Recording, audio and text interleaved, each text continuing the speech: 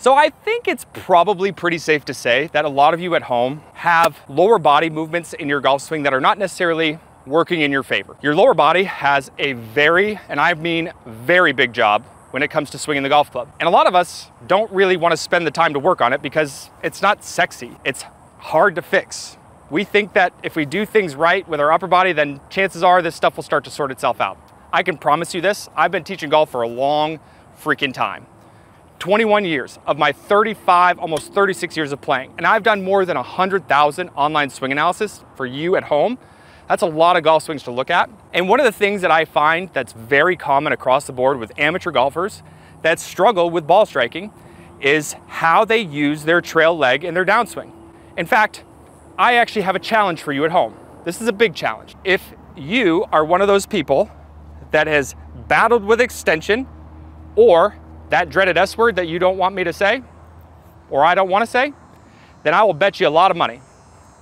And you can look this up if you want to, or you can go try to find one, that every single person that battles with that if you were to draw a line in front of their knee at address, and you looked at their knee at the delivery point, so when we're getting ready to release the club, and you look at their knee here and at impact, you will see that it's a substantial amount in front of where it was at address. If you can find somebody that has actually been able to hit the dreaded S word without their knee being closer to the golf ball than where it was at address, then post it up below. Tell me where I can go find this unicorn, because I would love to study it. Even if you've trained your lead leg and your lead hip what it should be doing, getting to a good solid posted up position, a lot of you still kind of screw the pooch on this one because of what your trail side is doing. So today, I got a fun one for you.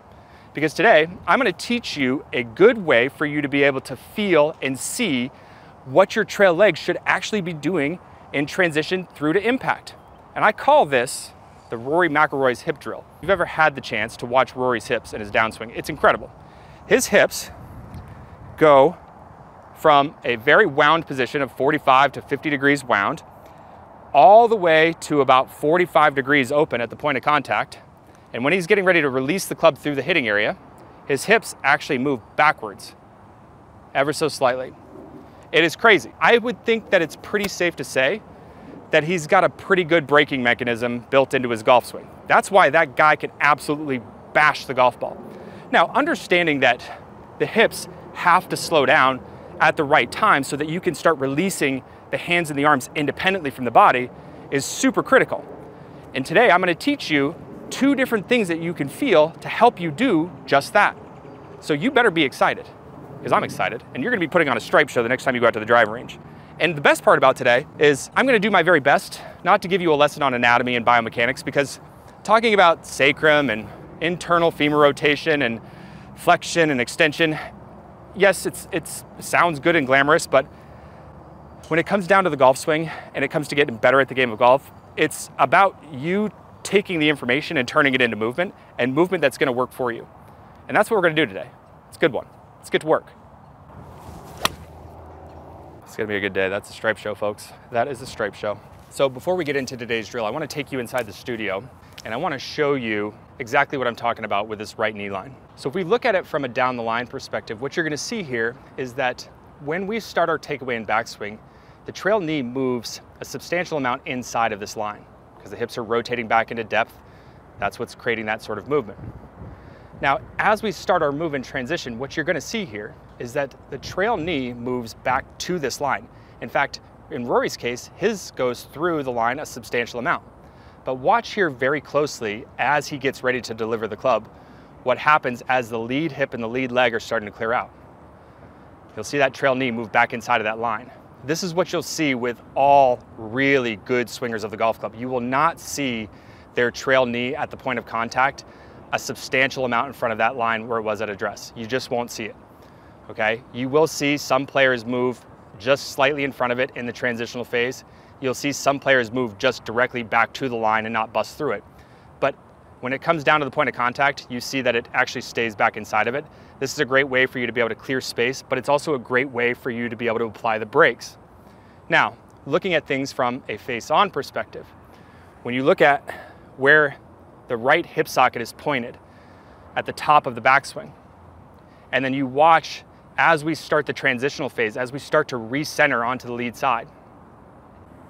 If you watch very closely here, you're gonna see that the trail femur and the trail hip are pointed in front of the golf ball. So if we can take that visual right there and we can keep our right knee from moving through this line, then I think that it's probably pretty safe to say that you're gonna have your hips getting out of the way and getting on the brakes simultaneously. The purpose of today's drill is to simplify how you think about what your trail leg and hip are doing in transition to impact, okay? You're not to overthink this and become one of those people that's got your tongue hanging out of your mouth and smoke coming out of your ears. So what we're gonna do here is we're gonna do this in kind of two pieces at first, okay? I want you to go ahead and get a golf ball set up for yourself, or you can put a piece of tape on the ground, whatever, okay? And what we're gonna do is we're gonna make a half a backswing here. So we're gonna shift and turn our hips, okay?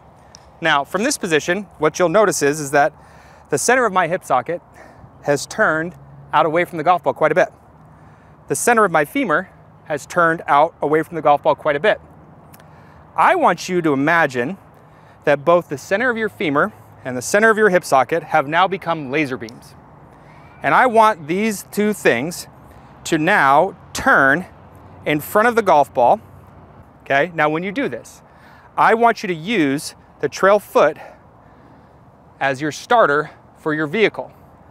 Rolling to the instep is gonna help get the weight moving, okay? It's gonna be helping you start to transfer your weight.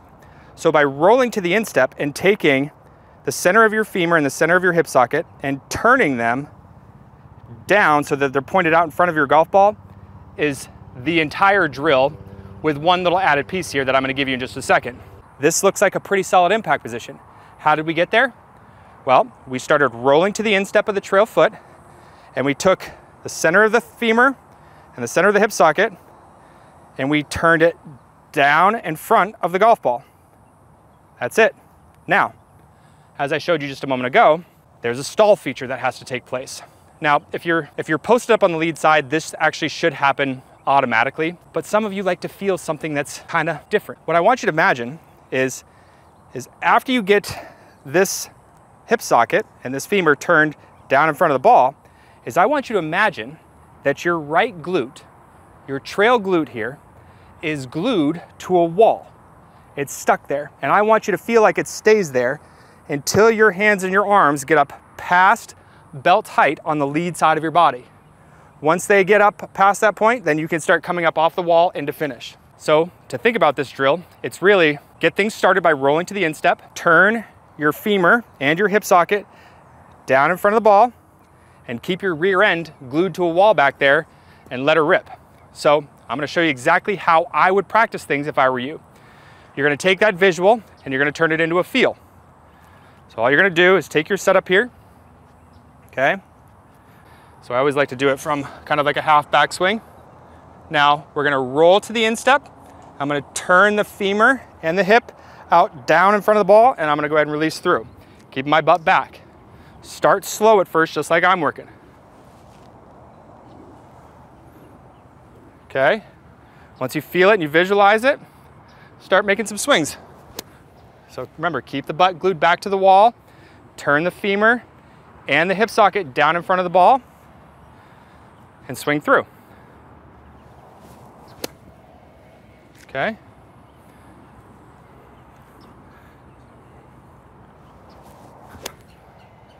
Okay? Once you feel it, go ahead and hit a shot.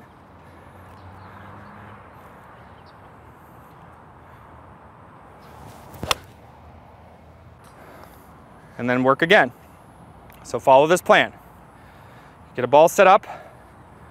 Your half swings are going to turn into full swings, just so you know. I like to do it because you're going slow, you're going to move through that position.